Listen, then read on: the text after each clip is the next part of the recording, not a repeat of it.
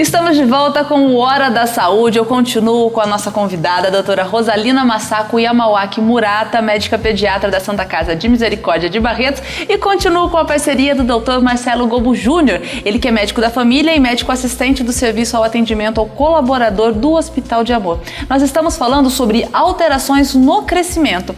Doutora Rosalina, vamos aprofundar um pouco mais sobre as causas. O que podem ser as causas dessas alterações do crescimento?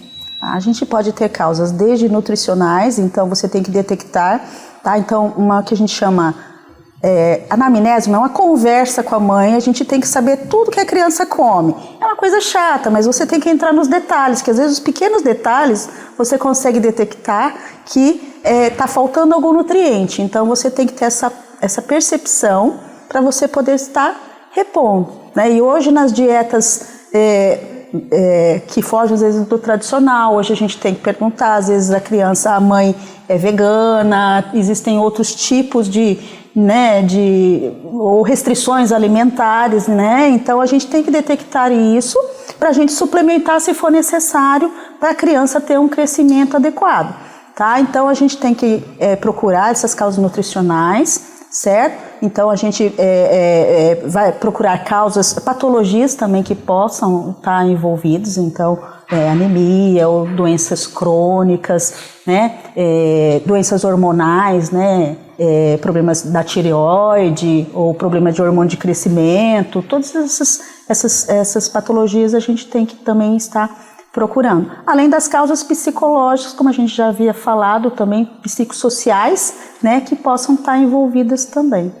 Doutor Marcelo, mais uma vez a gente entra aqui na importância da qualidade de vida, de uma boa alimentação. Sim, com certeza.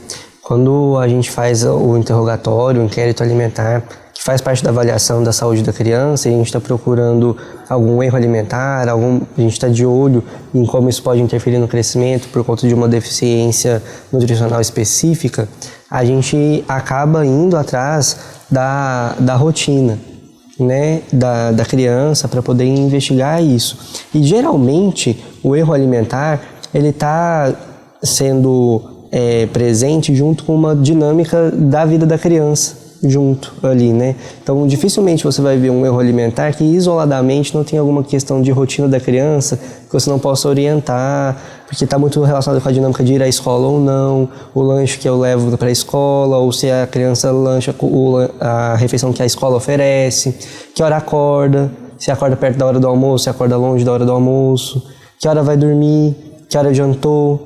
E tudo isso vai interferir no desenvolvimento e no crescimento da criança. Então, às vezes você vê uma falha muito grande, que é deficiência de verduras e legumes na alimentação. E aí uma riqueza muito grande de carboidratos. Isso gera uma restrição nutricional que vai impactar no crescimento e que está muito relacionado com a rotina que a criança leva. Então, se a criança fica o dia todo longe de casa, longe da escola, a gente já espera um tipo de alimentação. Se ela volta, se ela alimenta em casa, se a mãe cozinha, ou se é a comida que é comprada na casa e aí a criança come. Tudo isso interfere muito na dinâmica do desenvolvimento da criança. Tudo isso que o Dr. Marcelo falou, então hoje a gente reflete o famoso 1000 dias, tá? O 1000 dias, que é desde a concepção, tá? A gente fala primeiro e segundo ano de vida, tá? Onde é muito importante, né, a gente falar que fatores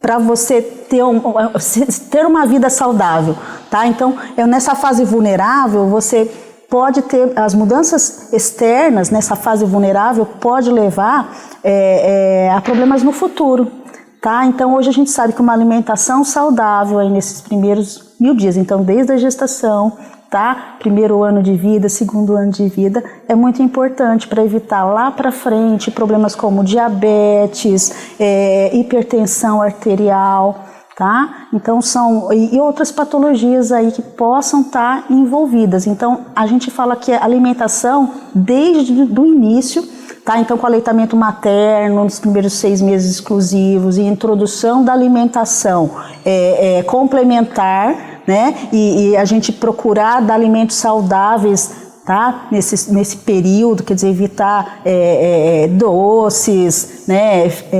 Frituras. Então, você ter alimentos saudáveis nessa fase é muito importante, porque hoje a criança, né, na verdade, ela come o que a família come. Então, é muito importante você estar orientando, né, que a criança que adquire hábitos saudáveis nessa fase, ela vai manter esses hábitos saudáveis para a vida dela, né? Então, a importância de que é uma alimentação para o crescimento adequado dessa criança. Dentro desses primeiros 1000 dias, a gente fala que está fazendo uma programação metabólica. Então, a gente está programando o corpo para funcionar de um jeito diferente. A gente está programando o corpo para como ele vai absorver nutriente, como ele vai processar esse nutriente. E além disso, tem uma programação de comportamento. Esse hábito que a família tem, né? Então, a criança ela está dentro de um contexto. Então, uma criança com alimentação saudável, dificilmente só ela vai ter essa alimentação saudável em casa. A família tem esse hábito. Então, uma criança que tem um erro alimentar, dificilmente só ela tem esse erro alimentar em casa. A família tem esse erro alimentar de modo geral, né? Que é passados os 2 anos e ali entre os 6 meses até os 2 anos, ela vai comer o que a gente vai fazer na introdução da transição alimentar, mas é baseado na comida da casa, né? Então, a gente está programando comportamentos também. Então, se eu adquiro esse hábito, além de ter o meu corpo programado para processar e absorver mais determinadas coisas, se eu adquiro esse hábito quando eu estou ali, junto com a minha família, depois é difícil eu aprender um hábito novo. Então, por exemplo, a gente pega muito isso da restrição da ingesta de verduras, de legumes, né? Se a criança não pega isso com os pais, isso não é um hábito da família, está todo mundo muito pautado no carboidrato, no alimento que é ultraprocessado. Eu estou ensinando para a criança o que ela vai entender como gostoso, o que ela vai entender como o alimento que é bacana, que é divertido de comer, de consumir. E aí esse hábito vai ficando registrado. Depois que eu já programei o meu corpo, mas também programei meu comportamento, no futuro é difícil mudar. A gente vai entendendo, eu não consigo me livrar desse hábito, não entendo por quê. Você vai ver, a origem está lá, a família inteira sempre foi assim, e aí a gente também não consegue quebrar o ciclo, né? E a gente tem a opção de, quando está nesses primeiros 1000 dias, já construir de um jeito diferente. Já construir diferente do que é o habitual e que vai gerar problemas no futuro. Quem paga a conta é o indivíduo lá na frente. Então, aos 40 anos eu vou ter mais uma vulnerabilidade que eu poderia ter evitado intervindo lá quando eu era bebê.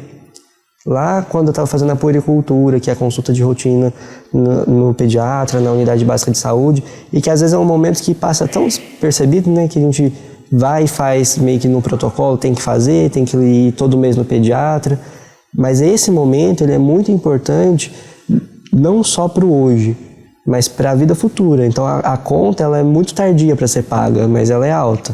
Interfere no crescimento e no desenvolvimento. Sim. Sim. A gente fala que muitas expressões gênicas, né?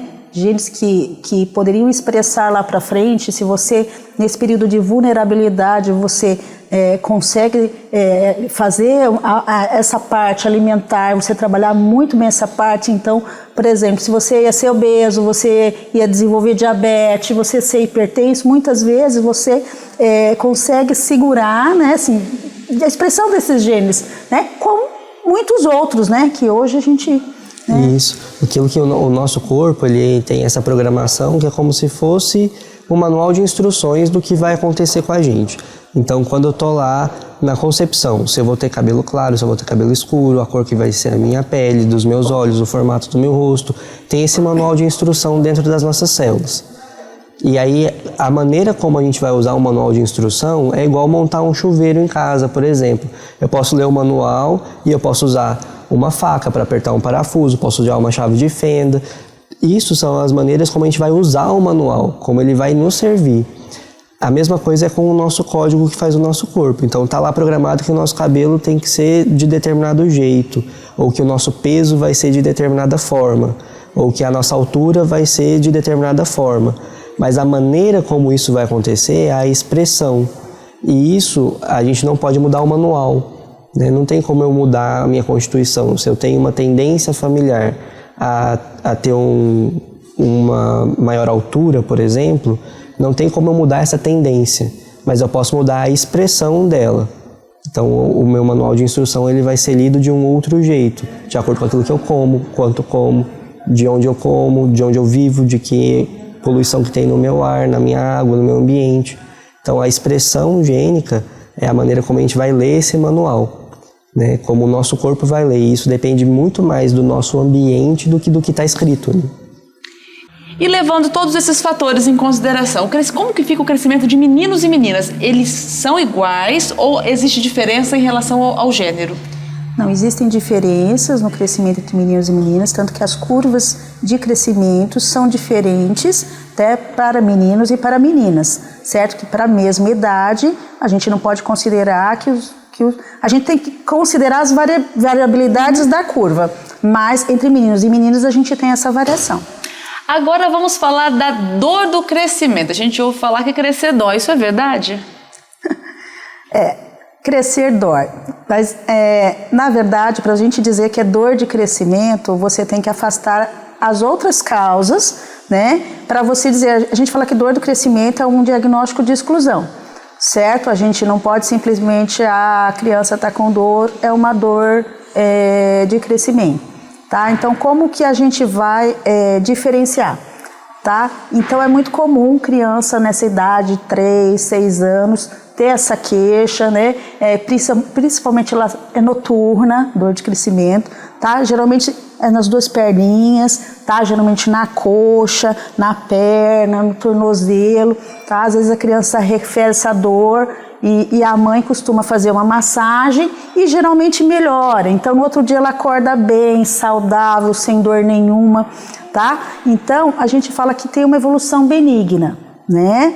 Mas causa muita ansiedade para a mãe, né? Porque a criança muitas vezes chora com essa dor, né? Mas não é uma coisa diária, ela não é uma dor diária. Então, a gente tem que ficar muito atenta, né? Para ver se não tem inchaço nas articulações, né? Quando a dor é de um lado só, você tem que ficar um pouquinho mais cismado, né? Porque geralmente a dor de crescimento é bilateral, né? Observar se tem alguma alteração, tá? Se teve alguma relação com algum trauma, né? A gente tem que observar. Então, temos que tirar uma história bem feita, tá? Ver como que é o fator que desencadeia essa dor, e muitas vezes a gente precisa investigar, certo? Outras patologias para você dizer que é a dor do crescimento, tá? Pode ter algum problema ósseo, pode ter algum problema articular, né? Algum problema, alguma doença crônica, né? Então a gente tem que... Esse é o Hora da Saúde de hoje, estamos falando sobre alterações no crescimento. Eu continuo com a doutora Rosalina Massaco Yamawaki Murata e com o doutor Marcelo Gobo Júnior. Depois do intervalo, quais os tratamentos para as alterações do crescimento?